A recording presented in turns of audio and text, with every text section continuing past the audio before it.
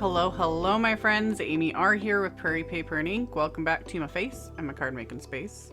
And a few more holiday cards. For those that might have missed recent videos, I am going to continue making holiday cards. I might continue into the new year and beyond and do like a couple a month. We'll see. Making no promises at the moment. But I'm working on building out my stash for next year, and it's just been nice. I feel a lot less pressure about it, you know, because I've already mailed out this year's, working towards next year's, and using products and things that I haven't had a chance to even touch yet.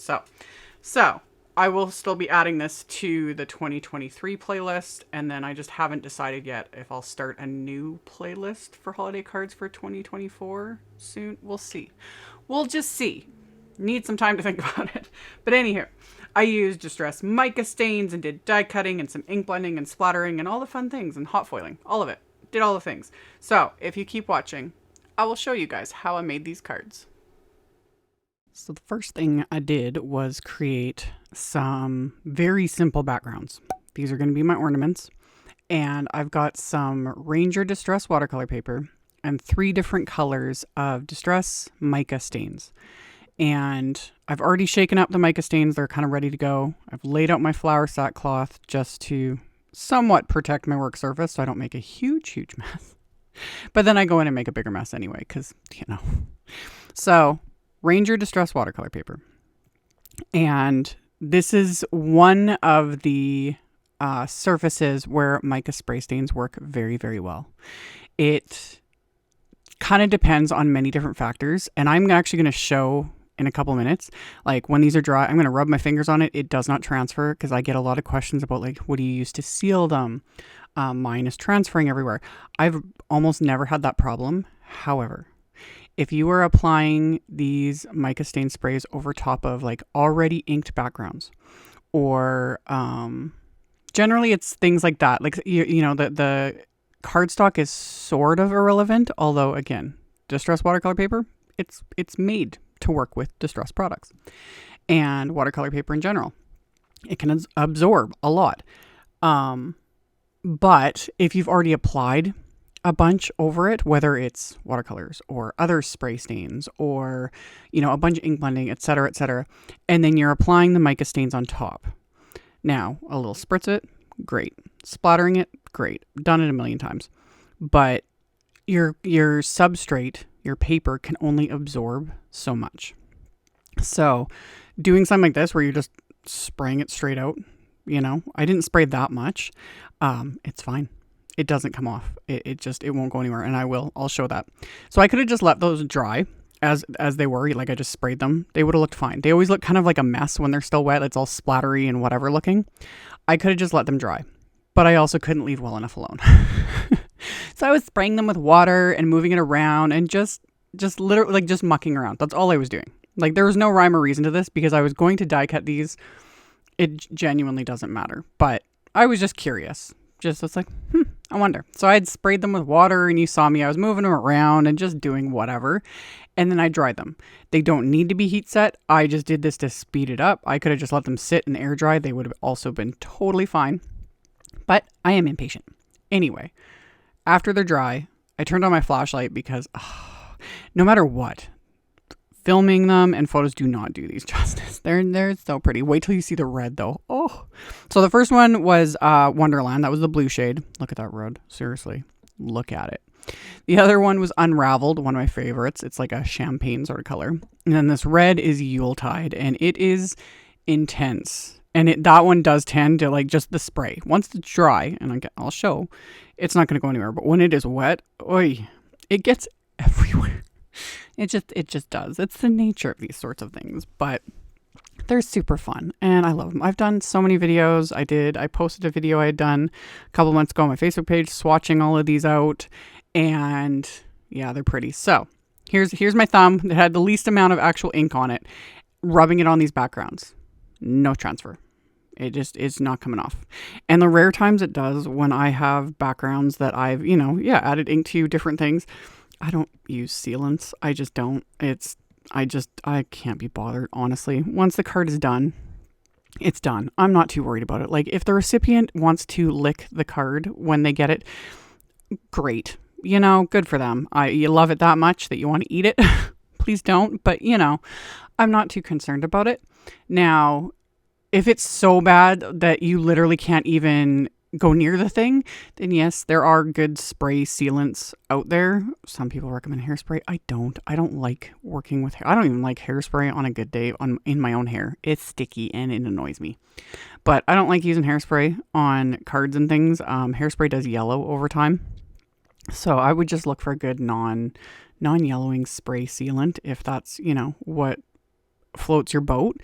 There's some good ones, like Krylon makes a good one, and I do have them. I don't use them. So anywho, hope that helps.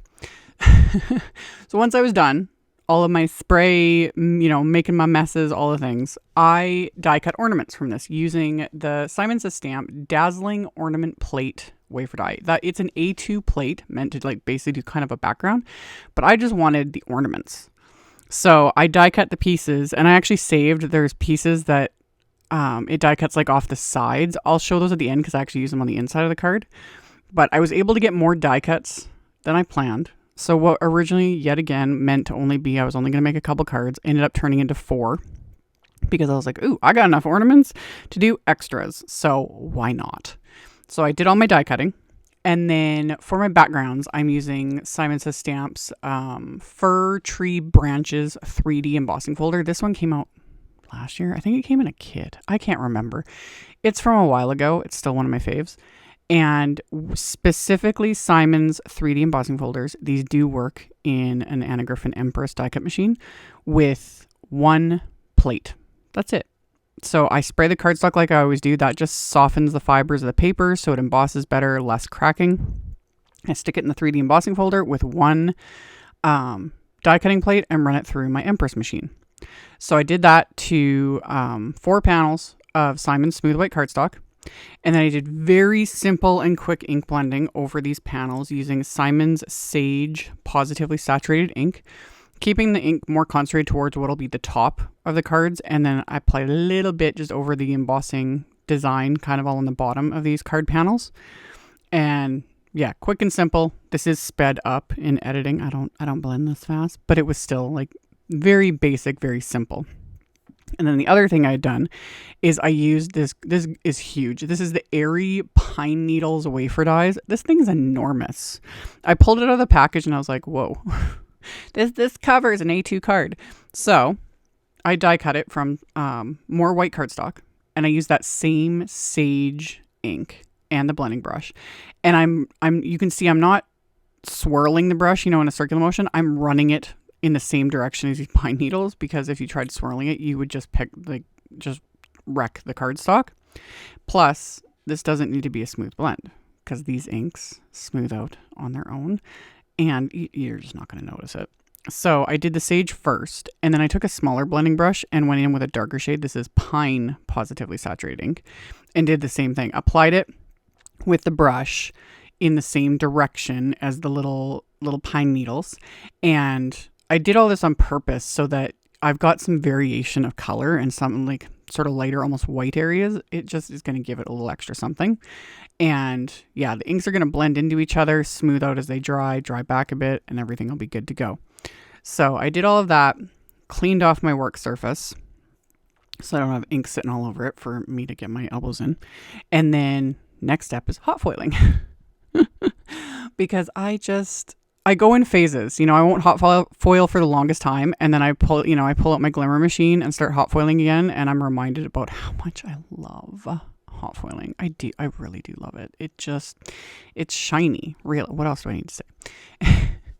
So I'm using the Elegantly Modern Christmas hot foil plates again. I've used these in multiple videos, and I'll be using these again because I made extra sentiments this time. And there is a stamp set, which you can see right there. So if you're not into hot foiling at all, you refuse. You're holding strong. One, good for you. I caved so quickly. Anyway, you can use the stamp set and just heat emboss the sentiments. They'll look fabulous. But the hot foil plates are right there, and I just wanted to use them.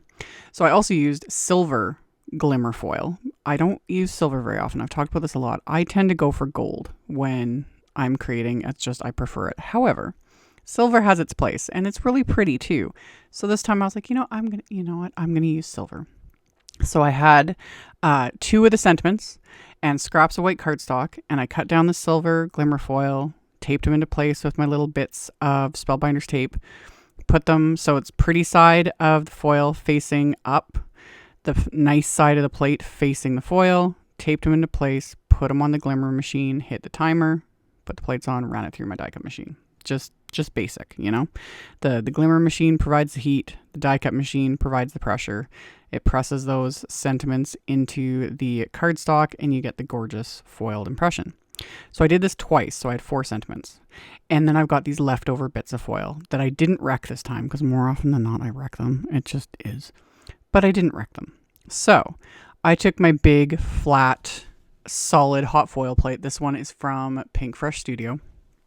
And I put it on my glimmer machine to heat up. And then I took those scraps of foil and I laid them with the pretty side of the foil touching the plate. And I just laid them out. And then I put another piece of just white cardstock on top of it, pressed the timer, put the spacer plate and the shim on there. And I actually just decided to add just one thin cardstock shim. Sometimes you don't need it. Sometimes you do. It just depends. And press the timer, let that run until the light went solid. And then I ran this through my Platinum 6 die cut machine. Now this will press all of those like scraps of foil into that piece of cardstock. So then I'm getting the reverse sentiments. So the words will be white and then all around it will be the foil. And this worked out perfectly. Sometimes it doesn't. When you're dealing with the big solid hot foil plates, sometimes they can be finicky, but this worked perfectly. So it's like, ooh, I get double the sentiments. And these were the ones I ended up actually using on these cards. All the other ones that I did first with the sentiments in silver, I'm going to use on a future project. So I'm just going to set them aside and save them for probably the next one I do. So usually things like that, I'll just keep them in the packaging with the hot foil plates, because the next time I go to grab it, they're all right there and I can use them. So after I had done all that hot foiling, I used the coordinating wafer dies to die cut all of these. And then, yeah, I'll have 4 sentiments of silver hot foiled sentiments. And then I'll have 4 that are reversed, where you can see there that top one. And then, yeah, the top 2 are white sentiments with silver foil around them. And then the bottom 2 are what they originally are meant to look like, is the sentiments in silver with the white or whatever color cardstock you decide to foil onto. So I've got a whole pile of sentiments. And I also die cut scraps of white cardstock, which I will use when I actually adhere them to my card bases. And then my backgrounds, I decided to trim them down. I trimmed them down to about 4 inches by 5 1/4, just slightly smaller than an A2 card front. And then to make these ornaments, proper ornaments, I took just some silver cord and I had trimmed multiple pieces of it, and I do all these things at once. I'm only showing like kind of one set on video, but I do everything at once. You know, I trim down all my backgrounds at once. I adhered this cord to all of the ornaments at once. And to adhere it, I just ran a thin line of craft tacky glue along the back of the ornament, and then I pressed the cord into that, and then I just added just a little piece of the Spellbinders washi tape to kind of just anchor it in place so that it's really good and adhered. I let the glue dry, and then to assemble all my card fronts, same thing. You know, I do all of this at once. So I had figured out my placement of the ornaments, and then same thing. I just ran glue just down the center of these, because all of the, like, it's basically piercing detail in a sense. I didn't want the glue to ooze out of that, so I just ran a line just right down the center and press them into place. And then I wrap that cord around to the back, and then I just tape it into place with a little bit of washi tape. And then once those pieces of the silver cord are wrapped around, I just trim off the excess. You could also leave it. It doesn't really matter, but I just trimmed off the excess. And then this enormous branch that I had ink blended, the Airy pine needles, I trimmed off the one piece and then just adhered it separately so that I didn't have to trim off a whole bunch of it, because again, this thing is huge. So added more adhesive to this, and again, just adhered it right on top. just like so. And I did that, you know, to all of the backgrounds. Once the glue was dried, flipped it over, trimmed off the excess with my scissors. And then I had taken pieces of just some heavyweight cardstock and just one piece. This is just going to pop up my backgrounds just a little bit. You know, it's not going to create a whole lot of dimension, but just a bit.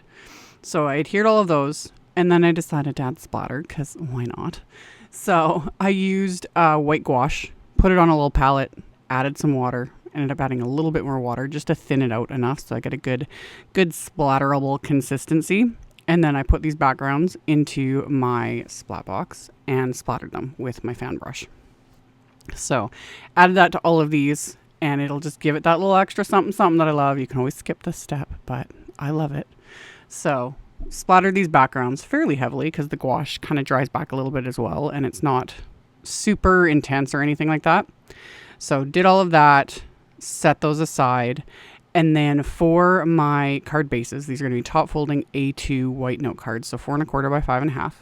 And this time I'm going to stamp the Happy Holidays sentiment from that Elegantly Modern Christmas stamp set. So I lined that up and I'm inking up the sentiment with Simon's Earl Positively Saturated ink. So I put this in my Misty, lined up the stamp, and then I stamped the insides of all 4 card bases with that stamp. And then I've got those die cuts that were basically technically scrap from when I die cut like kind of the main 3 ornaments, because these were the sides of that die cut plate, which I wasn't going to use on the fronts of the cards, but I was like, oh, these are perfect for the inside because I wouldn't have adhered, you know, the full ornaments anyway, because, you know, I don't want to take up too much space on the inside of the card. So I was able to use those, and I still had a couple ornaments left over from the fronts, you know, so I was able to do all 4 of the insides of the cards with the stamp sentiment and a couple little ornaments, and then adhered the card fronts to the card bases, again just some craft tacky glue. And then the sentiments I had die cut, like I said, scraps of white cardstock. I only backed them with 1 instead of usually, you know, I'll do 2 or 3 depending on how much dimension I want to create. But I just added 1 just to give it a little bit of heft, you know, a little bit of extra strength, and then that was good. And then these I just adhered as well with just craft tacky glue, stuck them to each of these card fronts. So really in the end, I still have like dimension everything going, but I didn't use any, you know, foam squares, foam tape, anything like that. And there's still a decent amount of like dimension and all of that. So once I got the sentiments adhered into place, I of course had some matching bling. I just added some silver sequins just to give it, you know, that final little silver touch, because I've got the hot foil sentiment, the silver cord, and then the silver sequins.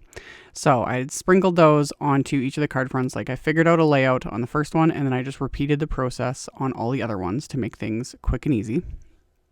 So got them into place, and then I just used my little Place and Pierce embellishment wand to adhere these, again with just little dabs of craft tacky glue.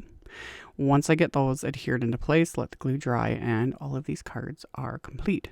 So I'm going to show again with my flashlight the shimmery sparkliness of these ornaments with the mica stain sprays. Just love. And then, like always, I will have a link below the video to my blog post. In the blog post, it'll have the photos, it'll have the picture links, all the supplies, really easy to navigate. So that'll be linked directly below, along with the actual supply list with links to everything. So you can just expand the description box if you want to check any of that out. Thank you all so very much for taking the time to watch my videos, for thumbs upping, commenting, letting those robot overlords know you guys like what you see. It helps a ton, and I very much appreciate it. And yeah, subscribe if you haven't. I'd love to have you, and I'll see you all very soon in the next video. Bye.